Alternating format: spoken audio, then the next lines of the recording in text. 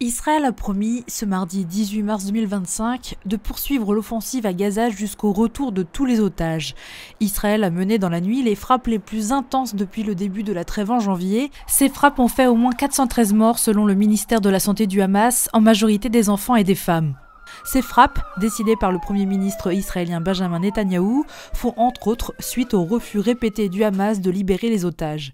Israël a averti que les combats ne cesseraient pas tant que tous les otages ne seront pas rentrés chez eux.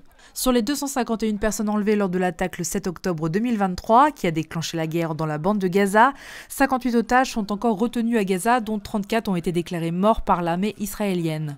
Depuis le début de l'accord de trêve en janvier, le Hamas a restitué durant la première phase, qui a expiré le 1er mars, 33 otages incluant 8 morts. Et Israël a libéré environ 1800 détenus palestiniens, mais les négociations sont depuis restées au point mort. Le Hamas a réclamé de passer aux négociations sur la deuxième phase de l'accord, qui prévoit un cessez-le-feu permanent, le retrait israélien de Gaza, la réouverture des points de passage pour l'aide et la libération des derniers otages.